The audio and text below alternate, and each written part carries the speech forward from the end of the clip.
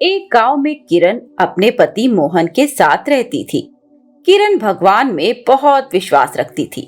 वह दिन रात पूजा पाठ करती रहती थी, लेकिन उसका पति मोहन बिल्कुल नास्तिक था। वह कोई काम नहीं करता था, दिन रात घर में ही पड़ा रहता था। एक दिन किरण ने अपने पति से कहा, आप कोई काम क्यों नहीं करते? मैं खेतों में काम करके जो थोड़ा बहुत लाती हूँ, उससे बड़ी मुश्किल से एक समय का ही भोजन बन पाता है। अगर तुम भी काम करो तो हम अच्छे से अपना खर्च चला सकेंगे। ये सुनकर मोहन को गुस्सा आ जाता है। चुप रह, मैं कोई काम नहीं करूंगा। तू पूरा दिन काम करे तो बहुत पैसा आ जाए, लेकिन तुझे तो दिन रात पूजा करनी है। आखिर क्या फायदा है ऐसी पूजा का? जितने समय में तू पूजा पाठ करती है, उतने समय में किसी के घर में बर्तन मांजे तो पैसे ना आ जाएं। किरण ये सुनकर चुपचाप काम पर चली जाती है। इसी तरह कुछ दिन बीत जाते हैं। एक दिन किरण घर आकर देखती है तो उसका पति बहुत बीमार होता है। अरे, ये आपको क्या हो गया? घर में पड़े पड़े शरीर में लकवा मार गया। काश मैंने तेरी बात मानकर कुछ काम कर लिया होता, तो कम से कम मैं बीमार तो न पड़ता। यह सुनकर किरण रोने लगती है। मोहन उसे समझाता है। मैंने तुझे पूजा पाठ करने के लिए मना किया था, इसी कारण मेरा ये हाल हो गया है। तू भगवान से मेरे लिए प्रार्थना कर, शायद वो तेरी पुकार सुन ले। किरण तुरंत मंदिर जाती है, भगवान के सामने प्रार्थना करती है, लेकिन मोहन की हालत में कोई सुधार नहीं होता। धीरे धीरे सभी डॉक्टर जवाब दे देते हैं और मोहन के बचने की कोई उम्मीद नहीं रहती। सभी ये सोच रहे थे कि पता नहीं कब मोहन के मरने की खबर मिल जाए। इसी बीच एक दिन किरण मंदिर में पूजा कर रही थी। तभी उसने किसी को बात करते सुना। अरे बहन, 2 दिन बाद करवा चौथ है, क्या किरण भी करवा चौथ का व्रत रखेगी? उसके पति की लंबी उम्र तो हो नहीं सकती, वह व्रत रखकर क्या करेगी? ये सुनकर किरण रोने लगती है। वह चुपचाप घर आ जाती है। 2 दिन बाद करवा चौथ का व्रत था। किरण सुबह स्नान आदि करके अपने पति के पास बैठकर चौथ माता का ध्यान करके उसकी लंबी उम्र के लिए प्रार्थना करने लगती है। उसके पति को होश नहीं था, उसकी केवल सांसें चल रही थी जो कभी भी बंद हो सकती थी। शाम के समय जब पूजा का समय हुआ तो किरण ने भी पूजा की थाली सजाई और चौथ माता की पूजा की। इसके बाद ही उसने करवा चौथ व्रत की कहानी पढ़ी, क्योंकि कोई भी औरत उसके साथ पूजा नहीं करती थी, इसीलिए उसने अकेले ही पूजा की। पूजा करने के बाद किरण चौथ माता का ध्यान कर प्रार्थना करने बैठ गई। हे चौथ माता, मैं अपने पति को मरता हुआ नहीं देख सकती। आप या तो मेरे पति को ठीक कर दो या मैं अपने भी प्राण त्याग दूंगी। मैं आपसे वादा करती हूँ कि मैं चांद निकलने पर व्रत पूर्ण नहीं करूंगी। मेरा व्रत तभी पूरा होगा जब मेरे पति मुझे स्वयं पानी पिलाएंगे, नहीं तो मैं इसी व्रत में अपने प्राण त्याग दूंगी। कुछ देर बाद चांद निकल आया। सभी सुहागिन स्त्रियों ने अपने व्रत पूर्ण किए, लेकिन किरण माँ के सामने बैठकर ओम नमः शिवाय का जाप करती रही। तभी उसके घर एक औरत आई। अरे किरण बहन, चांद को अर्घ दो, चांद निकल आया है। नहीं दीदी, मैं तो व्रत पूरा तभी करूंगी जब मेरे पति स्वयं मुझे पानी पिलाएंगे। किरण, तुम्हें भी पता है तुम्हारा पति जल्दी ही मरने वाला है। आज का करवा चौथ का व्रत पूर्ण हो गया, यही काफी है। लेकिन किरण नहीं मानी और वह अपने जाप में लगी रही। इसी तरह 2 दिन बीत गए। अब किरण भी बेहोश होने लगी थी। हे करवा चौथ माता, यदि आप मेरे पति को जीवित नहीं कर सकती तो केवल एक उपकार कर दो।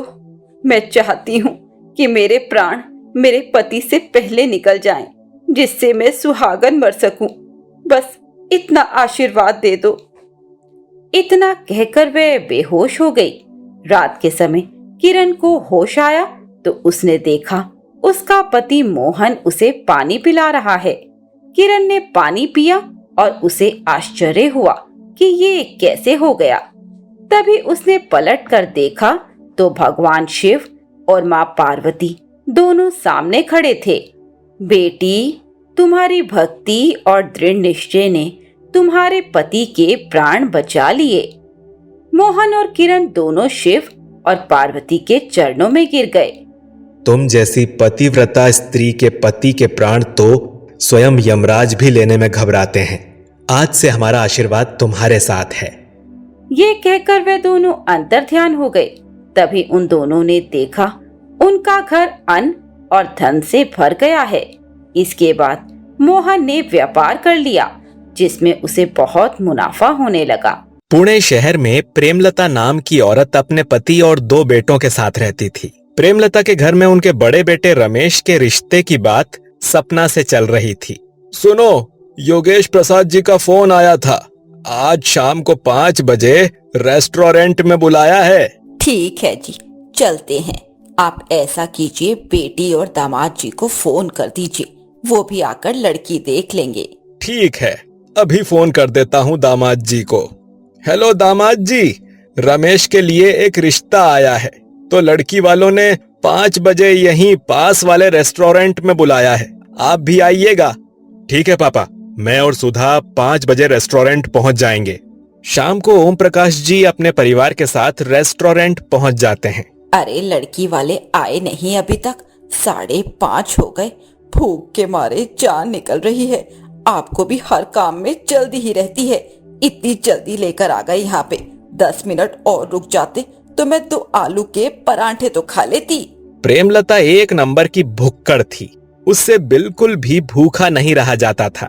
उसे हर समय कुछ न कुछ खाने के लिए चाहिए ही होता था।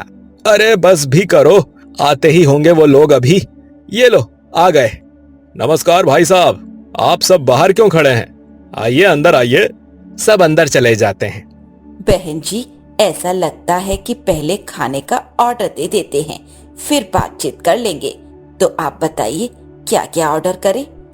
जी जी बिल्कुल, बहुत तेज भूख लगी है। वैसे भी आप लोग इतनी देर से आए हैं, तो ऐसा कीजिए, मेरे लिए 4 प्लेट छोले भटूरे, 5 प्लेट आलू पूरी और 8 प्लेट समोसे मंगा दीजिए। मैं तो बस यही सब लूंगी, बाकी आप बच्चों से पूछ लीजिए। सब अपनी अपनी पसंद की खाने की चीजें मंगा लेते हैं। अब रिश्ते की बात चलती है तो रमेश सपना एक दूसरे को पसंद कर लेते हैं और शादी पक्की हो जाती है। थोड़ी देर बाद खाना आता है। प्रेमलता बिना शर्म करे सब कुछ चट कर जाती है। वैसे मीठे में अगर रबड़ी जलेबी मिल जाए तो। जी जी बहन जी, मैं अभी ऑर्डर कर देता हूँ। थोड़ी देर बाद वैसे मैं इतना सब कुछ खाती नहीं हूँ। आज मेरे बेटे की शादी पक्की हुई है ना, इसीलिए मैंने सोचा थोड़ा खा लिया जाए। अच्छा योगेश प्रसाद जी, अब हम चलते हैं। कुछ दिन बाद सपना और रमेश की शादी हो जाती है। शादी के बाद सपना को पता चलता है कि उसकी सास तो एक नंबर की भुक्कड़ है। वो खाना बनाते बनाते थक जाती थी, लेकिन प्रेमलता खाते खाते नहीं थकती थी। एक दिन की बात है। अरे बहू, जरा 2 रोटी और ले आइयो। जी माँ जी। पता नहीं कितना खाएगी, 8 रोटी तो खा चुकी है। ऐसी सास तो भगवान किसी को ना दे। थोड़ी देर बाद सपना अपने कमरे में चली जाती है। सुनो जी, मैं आपकी माँ के लिए खाना नहीं बनाऊंगी। ये कितना ज्यादा खाना खाती है, मेरे हाथ दुख जाते हैं रोटियां बेलते बेलते। अरे तुम भी नाराज हो गई? वो शुरू से ही इतना खाना खाती है। चलो कल हम बाहर खाना खाने चलेंगे, ठीक है? इस तरह समय बीत रहा होता है। एक दिन सपना अपनी माँ से कहती है, माँ जी, वो कल करवा चौथ है ना, तो कल सुबह सूर्य उदय होने से पहले खाने के लिए क्या क्या बनाना है? अरे हाँ, कल तो करवा चौथ है। तू ऐसा कर, कल सुबह के लिए रमेश से फोन करके बोल दे कि ऑफिस से आते समय मिठाई और मेवे ले आएगा। और तू ऐसा कर, कल के लिए ढेर सारी मीठी मट्ठी और सवैयां बना ले, कम नहीं पड़नी चाहिए। ठीक है माँ जी। अगले दिन करवा चौथ था। प्रेमलता सूर्योदय में ही बहुत सारी फल, मिठाइयाँ, सिवैयाँ और मीठी मट्ठी खा लेती है। आहा, मजा ही आ गया सुबह सुबह ये सब स्वादिष्ट भोजन करके। अब शाम तक भूख नहीं लगेगी। अब दोनों सास बहू दिन भर निर्जला व्रत करती हैं, लेकिन दोपहर बीतते ही प्रेमलता को बहुत तेज भूख लगने लगती है। अरे बहुत तेज भूख लग रही है। ऐसा करती हूँ, सपना को बोल देती हूँ कि शाम का खाना अभी से तैयार कर ले। चांद देखकर जल्दी से खाना खा लूंगी। अरे सपना, ओ सपना। हाँ माँ जी, अभी आई। अरे बहू, ऐसा कर, अभी से खाना बनाना शुरू कर दे। शाम को चांद देखते ही फटाफट खाना परोस दियो। जी माँ जी। थोड़ी देर बाद अंधेरा हो जाता है। सपना हेमलता के कमरे में आ जाती है। वो माँ जी, खाना तैयार हो गया है। अच्छा, तू छत पर जाकर देख, चांद निकल आया क्या? प्रेमलता को चांद निकलने का बेसब्री से इंतजार था, क्योंकि अब उससे 1 मिनट भी भूखा नहीं रहा जा रहा था। 1 घंटा बीत गया, लेकिन चांद नहीं दिखा। बहू, जा दोबारा देख कर आ, चांद निकल गया होगा। अब तो 8 बज गए। जी माँ जी। सपना को छत पर भेजकर प्रेमलता चुपचाप रसोई में जाकर एक केला खा लेती है और बाहर आ जाती है। आहा, अब कुछ आराम मिला। मेरे तो प्राण ही निकले जा रहे थे भूख से। थोड़ी देर बाद चांद निकल आता है और सपना प्रेमलता को बताती है। प्रेमलता जैसे ही छत पर जाने के लिए सीढ़ियां चढ़ती है, तभी वो बेहोश हो जाती है। बेहोशी में उसे चौथ माता दिखाई देती हैं, जो कि बहुत क्रोधित थीं। थोड़ी देर बाद प्रेमलता को होश आ जाता है और वो मंदिर के पास जाकर रोने लगती है। हे चौथ माता, मुझे क्षमा करे। मुझसे बहुत बड़ी गलती हो गई। माता, मुझे क्षमा करे। मैं अब से कभी ऐसी गलती नहीं करूंगी। क्या हुआ? तुमने क्या गलती कर दी जिसके लिए तुम माता से माफी मांग रही हो? प्रेमलता सबको सारी बात बताती है। फिर चांद देखकर अर्घ देती है और फिर वो पूरी रात कुछ नहीं खाती पीती और भूखी ही सो जाती है। रात को सपने में उसे फिर से चौथ माता दिखाई देती हैं, जो उसे खाना खिला रही होती हैं। ये देखकर प्रेमलता की आंख खुल जाती है और फिर वो खाना खा लेती है, और उसके बाद से वो अपने बहुत ज्यादा खाना खाने वाली आदत पर भी काफी कंट्रोल कर लेती है और उनका परिवार खुशी खुशी रहता है। राघव और बीना एक शहर में एक किराए के मकान में रहते थे। राघव शराब पीता था और बीना लोगों के घरों में काम करके किसी तरह गुजर बसर करती थी। एक दिन शाम को बीना काम से वापस आई तो राघव उसका इंतजार कर रहा था। इतनी देर कहाँ लगा दी? आज तो तुझे पैसे मिले होंगे ना?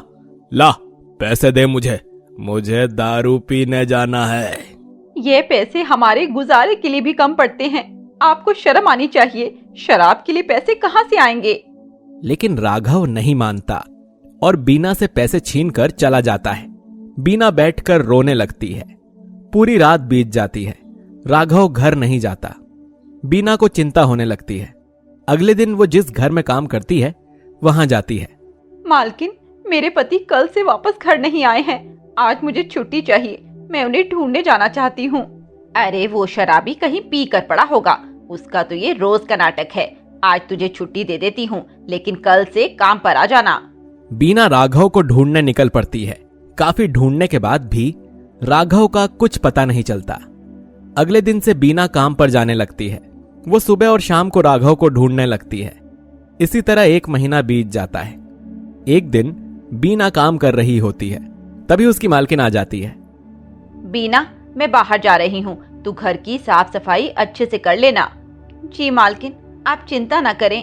उस दिन मालकिन को वापस आने में देर हो जाती है। बीना अपने घर नहीं जाती। वो मालकिन का इंतजार कर रही थी। तभी वहां राघव आ जाता है। बीना राघव को देखकर बहुत खुश होती है। आप कहाँ चले गए थे? मैं आपको ढूंढ ढूंढ कर परेशान हो गई थी।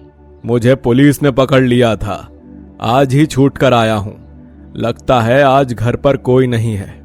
एक काम कर, तू घर का सारा महंगा सामान और रुपया पैसा समेट ले। हम किसी दूसरे शहर में चले जाएंगे। ऐसा मौका दोबारा नहीं मिलेगा। ये आप क्या कह रहे हैं? मालकिन मेरे ऊपर पूरा घर छोड़कर गई है। मैं चोरी नहीं कर सकती। राघव बीना को बहुत समझाता है, लेकिन बीना नहीं मानती। राघव गुस्से से घर से बाहर निकल जाता है। कुछ देर बाद बीना की मालकिन आ जाती है। उसके बाद बीना घर वापस आ जाती है। अब यहाँ क्या लेने आई है? इतना अच्छा मौका तो छोड़ दिया। चल भाग यहाँ से, वहीं रह जाकर। जा।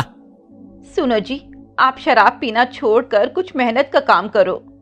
ये सुनकर राघव गुस्से में घर से बाहर निकल जाता है। अगले दिन राघव वापस नहीं आता।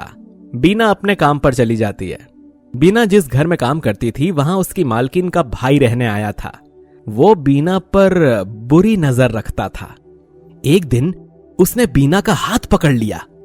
खबरदार, जो मुझे हाथ लगाया मुंह तोड़ दूंगी। 2 कौड़ी की काम वाली और इतने नखरे, मैं भी तुझे नौकरी से निकलवा कर दम लूंगा। ऐसा कहकर वो चला जाता है। कुछ दिन बाद करवा चौथ का दिन आया। बीना का आज व्रत था। वो काम पर पहुंची। सारा दिन काम करने के बाद जब वो चलने लगी तभी उसे मालकिन ने रोका। तेरे पति का अता पता नहीं, क्या पता जिंदा भी है या नहीं। फिर तू ये करवा चौथ का व्रत किसके लिए रख रही है? मालकिन, ऐसा न कहिए, मैं कहीं भी हूँ, भगवान उनकी उम्र लंबी करे। यह व्रत मैं उनके लिए रख रही हूँ।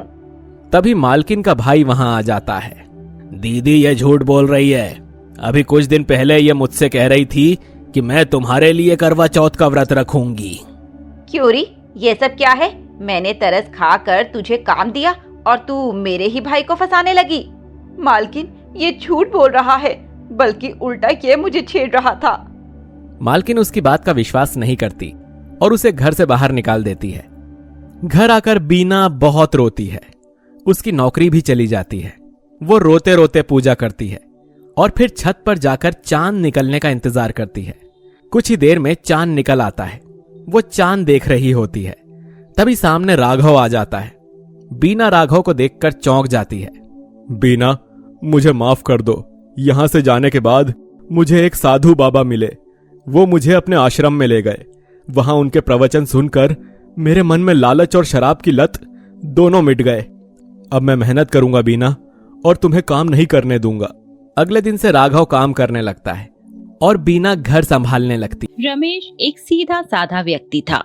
वे एक गांव में दुकान चलाता था। एक दिन उसकी दुकान पर एक सेठ जी आते हैं। रमेश, मैं तेरी ये दुकान खरीदना चाहता हूँ। तुझे मुंह मांगे पैसे दूंगा। सेठ जी, ये मेरी रोजी रोटी है, मैं इसे नहीं बेच सकता। सोच ले, ऐसा मौका बार बार नहीं मिलता। पैसे ले और शहर जाकर कुछ काम ढूंढ ले। वैसे भी तू अकेला ही है, इस गांव में क्या करेगा? नहीं सेठ जी, मैं अकेला नहीं हूँ। मेरे विघ्नहर्ता भगवान गणेश जी हमेशा मेरे साथ रहते हैं। मैं अनाथ था। मेरे गणपति जी ने ही मुझे इस दुकान के लायक बनाया है। वो सदा दुकान और मेरे घर में वास करते हैं। आप कुछ भी कहें, मैं ये दुकान नहीं बेचूंगा। ठीक है, मैं भी देखता हूँ तू ये दुकान मुझे कैसे नहीं बेचता। अब चाहे मुझे तेरी जान ही क्यों ना लेनी पड़े, ये दुकान मैं लेकर ही रहूंगा। ये कहकर वह सेठ वहां से चला जाता है। रमेश अपने काम में लग जाता है। इसी तरह कुछ समय बीत जाता है। एक दिन रमेश मंदिर गया। वहां वह गणपति जी के सामने बैठकर रोने लगा। हे विघ्नहर्ता, मैं इस संसार में बिल्कुल अकेला हूँ। यदि मेरे माता पिता होते, भाई बहन होते, तो उस सेठ को डर होता। अब मैं बिल्कुल अकेला हूँ। हो सकता है कि वो मुझे मरवा दे। मेरी रक्षा करो प्रभु।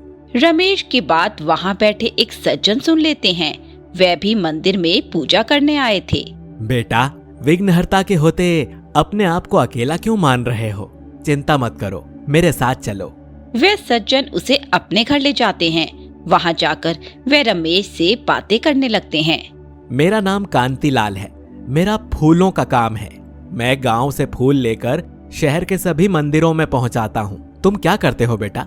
रमेश उसे अपनी दुकान के बारे में बताता है। साथ ही सेठ की धमकी के बारे में भी बता देता है। इसकी चिंता मत करो, बस ये समझ लो विघ्नहर्ता ने तुम्हारी परेशानी खत्म कर दी। मैं तुम्हारी बातों से बहुत प्रभावित हुआ हूँ। मेरी एक कन्या है कोमल। मैं उसके विवाह के लिए बहुत चिंतित था।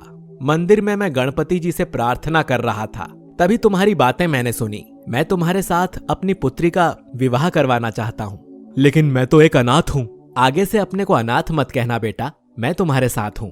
कुछ ही दिनों में रमेश और कोमल का विवाह हो जाता है। विवाह के बाद कांतिलाल रमेश के घर आते हैं। बेटा, मैंने उस सेठ से बात कर ली है। वो अब तुम्हें कभी परेशान नहीं करेगा। जब उसे पता लगा कि तुम मेरे दामाद हो, तो वो मुझसे माफी मांगने लगा, क्योंकि मेरा व्यापार उससे कई गुना बड़ा है। एक दिन रमेश अपनी दुकान पर बैठा था। तभी उसकी तबीयत खराब हो जाती है। वह किसी तरह घर पहुंचता है। उसकी हालत देखकर कोमल रोने लगती है। वे कांतीलाल जी को खबर करती है। कांतीलाल जी वैद्य जी को लेकर घर आते हैं। कांति भाई, इनकी बीमारी का कोई इलाज नहीं है। अब तो भगवान पर भरोसा रखो, ये कुछ ही दिन के मेहमान हैं। पिताजी, अगर इन्हें कुछ हो गया तो मैं भी अपनी जान दे दूंगी। बेटी, कर्म के लिखे को कौन मिटा सकता है भला। नहीं, ये गणपति जी की इतनी पूजा करते हैं, उन्हें इनके प्राण बचाने ही होंगे। हे विघ्नहर्ता, मेरी रक्षा करो। 2 दिन बाद रमेश की तबीयत ज्यादा खराब हो जाती है। रमेश को होश नहीं था। घर में सभी परेशान थे। रमेश को बेहोशी की हालत में यमराज दिखाई देते हैं, जो रमेश से कहते हैं, रमेश, मैं तुम्हें लेने आया हूँ। तुम्हारा समय पूरा हो गया, मेरे साथ चलो। तभी उसे गणेश जी दिखाई देते हैं। ये मेरा भक्त है, मैं तुम्हें इसके प्राण नहीं लेने दूंगा। स्वामी, ये नहीं हो सकता, इसका समय पूरा हो चुका है। मैंने इसकी रक्षा का वचन दिया है, इसीलिए तुम्हें इसे छोड़ना ही होगा। प्रभु, ये तो विधि का विधान है। यदि आपने इसके प्राण लिए तो मैं भी इसके साथ यमलोक चलूंगा। यमराज सोचते हैं कि यदि गणेश जी यमलोक पहुंच गए तो इनके क्रोध से यमलोक भस्म हो जाएगा। प्रभु, मैं इसे जीवन दान देता हूं। इसका जीवन अब आपके हाथों में है। आप जब तक चाहेंगे ये जीवित रहेगा। ये कहकर यमराज वापस चले जाते हैं। कुछ देर बाद रमेश को होश आ जाता है और वह कुछ ही दिनों में स्वस्थ हो जाता है। रमेश सारी बात कोमल को बताता है। उसके बाद से दोनों दिन रात गणेश जी की भक्ति करने लगते हैं। मित्रों, आपको ये कहानी कैसी लगी, हमें कमेंट बॉक्स में बताएं। साथ ही ऐसी नई नई कहानियों के लिए हमारे चैनल वैदिक मंथन को सब्सक्राइब करें।